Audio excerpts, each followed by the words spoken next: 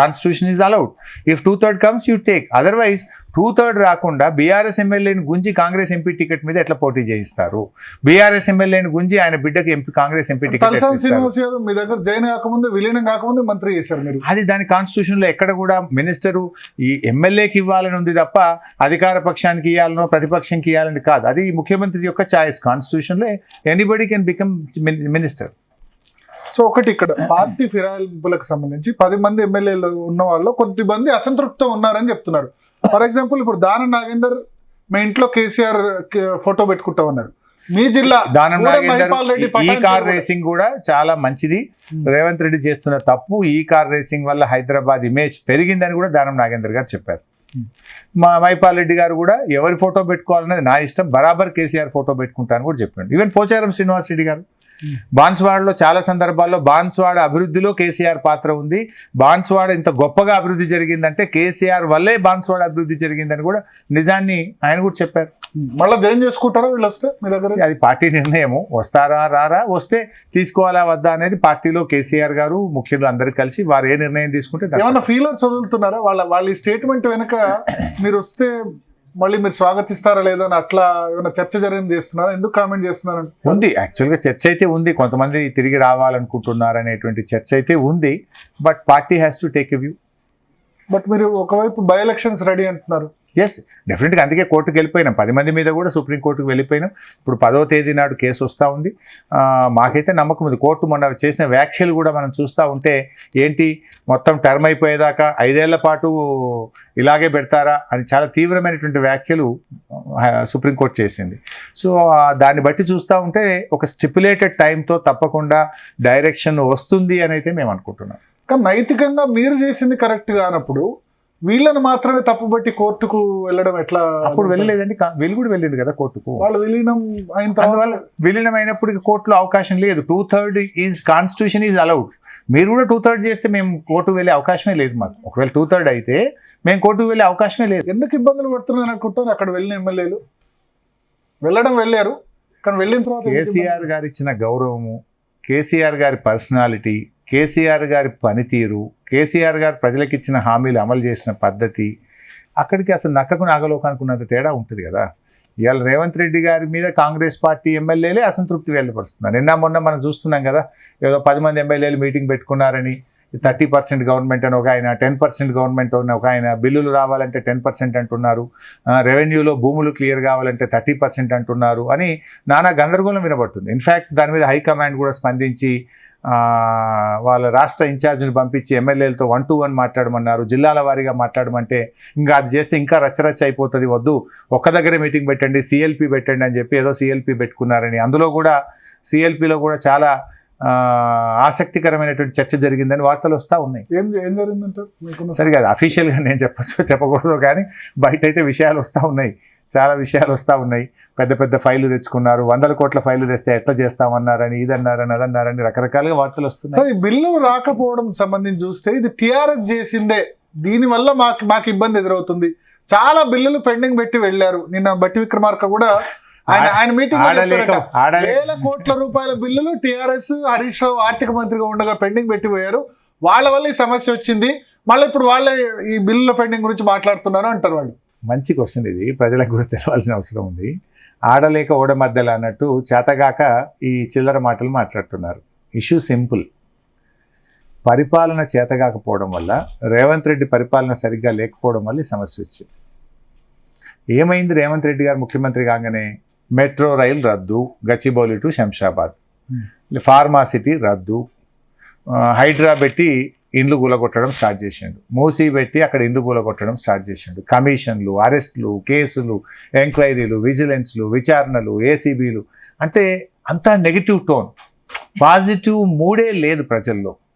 కేసీఆర్ మీరు చూడండి, ఆయన ఏం మాట్లాడేవాడు, నాది ధనిక రాష్ట్రము అని ఆయన ఎప్పుడు మాట్లాడినా పాజిటివ్ మాటలనే వెళ్ళేవాయి. ఈయన ఎప్పుడు మాట్లాడినా నెగిటివ్, పేగులు తీసి మెడలు వేసుకుంటా, గోటీలు ఆడతా, కండ్ల గుడ్లు ఉడవీక్తా, నేను జైల్లో పెడతా, నేను దొక్కుతా, పండ పెడతా, ఈ భాష తప్పేదన్నా ఒక్కటన్నా మంచి మాట మాట్లాడు.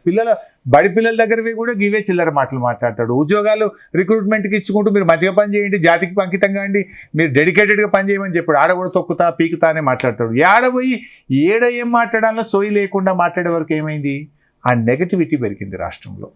ఉదాహరణకు మా ప్రభుత్వం వచ్చినప్పుడు 2014-15లో స్టాంప్స్ అండ్ రిజిస్ట్రేషన్ ద్వారా ఈ రాష్ట్రానికి వచ్చిన ఆదాయం 2,400 కోట్లు ఏదో ఉండేది అప్పుడు. ఓకే, మేము దిగిపోయే రోజు 14,000 కోట్లు, 7 times పెరిగింది. 7 times పెరిగింది. మరి అదే గ్రోత్ 20%, 30% గ్రోత్ ఉండేది ఎవ్రీ ఇయర్ ఆన్ ఇయర్. మరి ఈ సంవత్సరం కూడా పెరగాలి కదా, ఎందుకు తగ్గింది? Is it not your failure? Election year అంటారు వాళ్ళు. ఎలక్షన్ ఇయర్ లో ఎలక్షన్ అయిపోయింది ఆల్రెడీ. మీరు 31st March నుంచి ఇప్పటికి చెప్తున్నా, ఎలక్షన్లు 31st Marchకే అయిపోయినాయి. మీరు నవంబర్లో వచ్చిండ్రు, 31st ఎలక్షన్ కూడా జరిగింది. అది కూడా 31st Marchకి అయిపోయినాయి. జనరల్ గా ఎలక్షన్ ఇయర్ 31st Marchకి అయిపోయినాయి అవి కూడా. 1st April నుంచి కౌంట్ చేయండి మీరు. 1st April to now we are in the month of February. ఈ 9 నెలల ఈ 10 నెలల కాలంలో పోయిన సంవత్సరం కంటే 1000 కోట్ల ఆదాయం తగ్గింది. 2,000 కోట్లు పెరగాలన్నా 1000 కోట్లు తగ్గింది. ఎందుకు తగ్గింది? ఎవరైనా చెప్తారు హైడ్రా వల్ల, మూసీ వల్ల. ఆ హెచ్ఎండిఏలో పర్మిషన్ కావాలంటే స్క్వేర్ ఫీట్కు 100 రూపాయలు ఏదో కట్టాలన్నట్టు కదా. అది 4 మనుషులు ఉన్నారట, ఆ 4కి 100 రూపాయలు కడితేనే పర్మిషన్ వస్తుందట. జిహెచ్ఎంసీలో కూడా అదే పరిస్థితి, హెచ్ఎండిఏలో అదే పరిస్థితి. గరీబోళ్ళు ఇల్లు కూలగొట్టుడు, పైసలు వసూలు చేసుడు, దీంతో ఏమైంది? అట్మాస్ఫియర్ దెబ్బతిన్నది, మార్కెట్కి పోయింది. ఎందుకు మూసీ సుందరీకరణ ఎందుకు అడ్డుకుంటుంది బీఆర్ఎస్? ఎవరు అడ్డుకున్నారు? మూసీ చేయమని. మూసీ సుందరీకరణ ప్రారంభించిందే బీఆర్ఎస్, అడ్డుకోలే బీఆర్ఎస్. 10 ఏళ్ళు చేయలేదు మీరు. Musi river front corporation chairman గా సుధీర్ రెడ్డి చేశారు, కానీ 10 ఏళ్ళు ఏం చేయలేదు. సో వాళ్ళు చేస్తామంటే ఎందుకు అడ్డుకుంటున్నారు? Good question Bharat. ప్రభుత్వానికి కొన్ని ప్రాధాన్యతలు ఉన్నాయి. మాకేం మొదటి ప్రాధాన్యత ఏముంటే రాష్ట్ర ప్రజలందరికీ మంచినీళ్ళు, త్రాగునీరు ఇవ్వాలి. త్రాగునీరు ఇచ్చినాం. రాష్ట్ర ప్రజలకు 24 గంటల నాణ్యమైన కరెంటు. అంతకుముందు 7 గంటల కరెంటే ఉండేది, కోతలు ఉండేవి. జనరేటర్లు, ఇన్వర్టర్లు, కన్వర్టర్లు, రణగణ ధ్వనులు ఉండేది. మేము వచ్చినాక అది బంద్ అయిపోయింది. 24 గంటల కరెంట్ ఇచ్చినాం. హైదరాబాద్లో మేము వచ్చిన తర్వాత ఎన్ని ఫ్లైఓవర్లు, ఎంత హైదరాబాద్ సిటీని డెవలప్ చేసినామో ప్రజలకు తెలుసు. లా అండ్ ఆర్డర్ ఎట్లా మెరుగుపరిచినామో తెలుసు. ఈ రాష్ట్రంలో సాగు భూమిని 1,22,00,000 ఎకరాల నుంచి 2,22,00,000 ఎకరాలకు చెక్ డ్యాములు, చెరువులు, ప్రాజెక్టులు, పెండింగ్ ప్రాజెక్టులు పూర్తి చేసి 2,22,00,000 ఎకరాల సాగు భూమిగా మార్చాం. అదే ప్రాసెస్లో మూసీ కూడా ఏం చేసినామంటే, అసలు మూసీ సుందరీకరణ అంటే ఏంటి బాస్? ఫస్ట్ మూసీలో మురికి నీరు ప్రవహించద్దు. ఎక్కడి నుంచి పోతుంది మురికి నీరు? హైదరాబాద్ జంట నగరాల ప్రజల డ్రైనేజ్ వాటర్ మూసీలోకి వెళ్తుంది. అది వెళ్ళొద్దంటే ఏం చేయాలి? ఎస్టీపీలు కట్టి శుద్ధి చేసిన నీరు మూసీలోకి పంపాలి. 2,500 కోట్లు ఖర్చు పెట్టి సుధీర్ రెడ్డి గారు చైర్మన్గా ఉన్నప్పుడు మేము కేటీఆర్ గారు మున్సిపల్ మినిస్టర్గా ఆ ఎస్టీపీలు కట్టి పూర్తి చేసినాం. సెకండ్ ఫేజ్ ఏం జరగాలి? మూసీకి కాళేశ్వరం ప్రాజెక్టు నుంచి డిపిఆర్ తయారు చేసినాం. కొండపోచమ్మ సాగర్ నుంచి గోదావరి నీళ్లు తెచ్చి అందులో పోయడానికి. ఈ టర్మ్ గెలవగానే అది పిలిచి అందులో శుభ్రమైన నీళ్లు వదలాలనేది మా ప్రయత్నం. సో మూసీ శుభ్రం చేయడం ముఖ్యమా, మూసీ పేరు మీద రియల్ ఎస్టేట్ వ్యాపారం చేయడమా? మేము ఆ రియల్ ఎస్టేట్ వ్యాపారానికి వ్యతిరేకం తప్ప మూసీ సుందరీకరణకు, మూసీలో వాళ్ళు కూడా క్లియర్ గా చెప్పారు. హైడ్రా అయితే 2024 జూలై వరకు కట్టిన బిల్డింగ్స్ ఏవి కూడా చేతులు కాలినాక ఆకులు పట్టుకున్నారు. ఇప్పుడు సపోర్ట్ చేస్తారా? కాదు, ఎప్పుడు మాట్లాడినది చేతులు కాలినాక ఆకులు పట్టుడు అంటారు. మొత్తం మార్కెట్ పడిపోయి, రియల్ ఎస్టేట్ తగ్గిపోయి, బిల్డర్లలో తీవ్రమైన వ్యతిరేకత వచ్చి, ప్రజలంతా కోపానికి వస్తే అప్పుడు అర్థమైపోయి అయ్యో తప్పైపోయింది, కొత్త వాటికే వర్తిస్తాయి, పాత వాటికి. మా వల్ల భయం లేక్ వ్యూ అంటే ఎవరైనా భయపడాల్సిందే, చెరువును ఆక్రమించాలంటే భయపడాల్సిందే. అది రేవంత్ రెడ్డి ఘనత, హైడ్రా ఘనత అని వాళ్ళు చెప్తున్నారు. ఇప్పుడు ఫైనల్ గా మీ టైంలో చెరువులు మొత్తం ఆక్రమణలకు గురైనాయి. టీఆర్ఎస్ టైంలో, అంతకుముందు కాంగ్రెస్ టైంలో కూడా గురైనాయి. బట్ ఇప్పుడు కొత్తగా ఎవరు చెరువును ఆక్రమించాలన్నా ఫ్యూచర్ లో గవర్నమెంట్ వస్తే, బీఆర్ఎస్ హయాంలోనే మొత్తం హెచ్ఎండిఏ పరిధిలో ఉండే చెరువులకు FTL ఫిక్స్ చేసి, బౌండరీస్ ఫిక్స్ చేసి, మొత్తం కూడా గూగుల్ మ్యాప్లో పెట్టించినాం మేము. అప్పటికే పెట్టి ఎవరైనా పర్మిషన్ కావాలంటే ఇరిగేషన్ డిపార్ట్మెంట్ పర్మిషన్ లేకుండా ఇవ్వద్దని కూడా పెట్టాము. అంతకుముందు తెలుగుదేశం కాంగ్రెస్ హయాంలోనే చాలా జరిగాయి. 1. 2, మూసీలో పేదల ఇల్లు కూలగొట్టారు. ఎందుకు అసలు ఇల్లు కూలగొట్టాల్సిన అవసరం ఏంది? అప్పుడు మల్లయ్య ఉంటే తప్పు కానీ మాల్ కడితే తప్పు లేదన్నది రేవంత్ రెడ్డి తీరు. ఆ ఇండ్లన్నీ కూలగొట్టి దాని పక్కన పెద్ద పెద్ద మాల్స్ కడతారట, షాపింగ్ కాంప్లెక్స్ కడతారంటే దాన్ని మేము వ్యతిరేకిస్తున్నాం. అక్కడ కొంత ఓపెన్ ల్యాండ్ ఉంది, గవర్నమెంట్ ల్యాండ్ ఉంది, అక్కడ కట్టు. ఇప్పుడు 30 ఏళ్ళ నుంచి 40 ఏళ్ళ నుంచి ఇల్లు కట్టుకొని అక్కడ బతుకుతుంటే వాడిని నడి రోడ్డు మీద పడేస్తా అంటే తప్పు. 1. 2, 2013 యాక్ట్ అమలు చేస్తామన్నారు. 13 యాక్ట్ అంటే ఏం చేయాలి? ఆ ఇండ్లను నోటిఫై చేయాలి. వాళ్ళ 2013 యాక్ట్ కింద వేజ్ కంపెన్సేషన్ 7.5 లక్షల రూపాయలు ఇవ్వాలి. వాళ్ళకు కొత్త ఇల్లు కట్టి రిజిస్ట్రేషన్ చేసి ఇవ్వాలి. ఇంట్లో పెళ్ళైన వాళ్ళు ఎందరుంటే అందరికీ ఇల్లు ఇవ్వాలి. అది ఏమి చేయకుండా కేసీఆర్ కట్టించిన డబుల్ బెడ్రూమ్ ఇళ్ళలో తీసుకుపోయి వాళ్ళని పడేసి వచ్చింది. ఇది అన్యాయం అని చెప్పి దాన్ని వ్యతిరేకించిన తప్ప మూసీ బ్యూటిఫికేషన్కి మేము వ్యతిరేకం కాదు. హరీష్ రావు గారు, ప్రభుత్వం పదే బీఆర్ఎస్ మీద ఆరోపణలు చేస్తుంది. ఒకటి ఫోన్ ట్యాపింగ్ వ్యవహారము. కేసీఆర్, మాజీ ముఖ్యమంత్రి కేసీఆర్ హరీష్ రావుది లేకుండా కేటీఆర్ ఫోన్ ట్యాపింగ్ చేపించారు. హరీష్ రావు కూడా మిగతా వాళ్ళపైన ఫోన్ ట్యాపింగ్ చేపించారన్నారు. 2 డబుల్ బెడ్రూమ్, ఒకటి ఫెయిల్యూర్ మోడల్. కేవలం మాటలను మాత్రమే ప్రకటించారు. మూడోది, వీరెవరిని కూడా పబ్లిక్ ని కలవలేదు, అందుకే బీఆర్ఎస్ అధికారంలో రాలేదు ఈసారి అనేది కూడా. ఈ 3 ఆరోపణలు కాంగ్రెస్ ప్రభుత్వం పదే చేస్తుంది. అహంకారపూరితమైన అధికార దర్పంతో బీఆర్ఎస్ నాయకులు ఊగారు అనేది కూడా పదే ఆరోపిస్తుంది. ఇప్పుడు డబుల్ బెడ్రూమ్ విషయం మాట్లాడారు. హైదరాబాద్లో 1,00,000 డబుల్ బెడ్రూమ్ ఇండ్లు కట్టి ప్రజల్ని ఇళ్లలోకి తోలిచ్చినాం కదా. రాష్ట్ర వ్యాప్తంగా 2 లక్షల డబుల్ బెడ్రూమ్ ఇండ్లు కట్టించి ప్రజల్ని ఇళ్లలోకి తోలిచ్చాం. దాదాపు 3 లక్షల డబుల్ బెడ్రూమ్ ఇండ్లు బీఆర్ఎస్ కట్టించింది. నా కాన్స్టిట్యున్సీ ఉంది, దాదాపు నేను ఒక 4,000 కట్టించాను. పోచారం శ్రీనివాసరెడ్డి గారు 11,000 ఇండ్లు కట్టించాడు. అట్లా చాలామంది ఎమ్మెల్యేలు 3,000, 4,000, 2,000, 1,000 ఇలా డబుల్ బెడ్రూమ్ ఇల్లు రాష్ట్ర వ్యాప్తంగా కట్టారు. హైదరాబాద్ నగరంలో కూడా కట్టారు. కాంగ్రెస్ది దుష్ప్రచారం. నిజంగా ఇప్పుడు 14 నెలలు అయింది కాంగ్రెస్ పార్టీ అధికారంలోకి వచ్చి. 14 నెలల్లో కూల్చివేసిన ఇండ్లు ఉన్నాయి తప్ప ఒక్క ఇల్లు కట్టిందా బైసాబ్ కాంగ్రెస్? 14 నెలల కాంగ్రెస్ పాలనలో కూల్చిన ఇండ్లే ఎక్కువ, కట్టిన ఇల్లు ఒక్కటి కూడా లేదు. ఆ మాట మాట్లాడే అర్హత కాంగ్రెస్కి లేదు. నంబర్ 1. నంబర్ 2, ప్రజలకు దూరంగా అన్నారు. పరిపాలనలో మేము ప్రజలకు చాలా దగ్గరగా ఉన్నాం. ప్రజలకు కష్టాలు లేకుండా, అవినీతి లేకుండా ప్రజలకు సుపరిపాలన అందించే ప్రయత్నం మేము చేశాం. మీరేం చెప్పిండ్రు? ముఖ్యమంత్రి ప్రతిరోజు తన ఇంట్లో ప్రజల్ని కలుస్తాడు అని మేనిఫెస్టోలో పెట్టారు. ఒక్కరోజు ఒక 5 నిమిషాలే కలిసిండు రేవంత్ రెడ్డి. 14 నెలల్లో రేవంత్ రెడ్డి ఏ రోజు ప్రజల్ని కలిశాడు చెప్పండి నాకు. ఏ రోజన్నా ప్రజల్ని కలిశాడా? మీ మేనిఫెస్టోలో ప్రజాపాలన అందిస్తామన్నారు. అసలు ఇవాళ నల్గొండ మీటింగ్ పెడితే పర్మిషన్ ఇవ్వలేదు, మహబూబాద్ మీటింగ్ పెడితే పర్మిషన్ ఇవ్వలేదు. మా విమలక్క వాళ్ళు లగచర్ల పోతామంటే నడి రోడ్డు మీద అరెస్ట్ చేశారు. ప్రతిపక్ష నాయకులు మధుసూదనాచారి లగచర్ల పోతే అరెస్ట్ చేశారు. అంటే ప్రజాపాలన లేనే లేదు, మాటలే ఉన్నాయి తప్ప చేతల్లో కాంగ్రెస్ ఇవాళ ప్రజాపాలన అందించలేకపోయింది, ప్రజల్ని కలవలేదు. ఫోన్ ట్యాపింగ్ విషయంలో అడ్డగోలుగా మా మీద ఆరోపణలు చేసి లీకుల మీద లీకులు ఇచ్చి బురద జల్లే ప్రయత్నం చేస్తుంది తప్ప అందులో నిజాలు లేవు. నిజాలు నిలకడ మీద తెలుస్తాయి. ఇప్పటికే కొంతమందికి బెయిల్ వచ్చినాయి.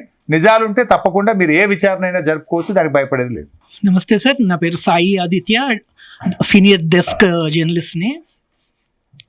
బీఆర్ఎస్ నుంచి థ్రెట్ ఉండడం వల్లే మేము పార్టీ ఫిరాయింపులు మొదలుపెట్టామని చెప్పి కాంగ్రెస్ నాయకులు ఆఫ్ ద రికార్డ్ చెప్తున్నారు. అలాగే ప్రభుత్వం ఏర్పడిన కొత్తలో కూడా బీఆర్ఎస్ నుంచి చాలామంది నాయకులు ప్రభుత్వం ఎక్కువ కాలం ఉండదు, కూలిపోతుంది అన్న కామెంట్స్ చేశారు. దాన్ని రేవంత్ రెడ్డి సీరియస్గా తీసుకోవడం వల్లే బీఆర్ఎస్ నుంచి ఎమ్మెల్యేలని ఆకర్షించారు అన్న కామెంట్స్ కూడా వినిపిస్తున్నాయి. దీని మీద మీ సాయి ఆదిత్య, అది టోటలీ రాంగ్.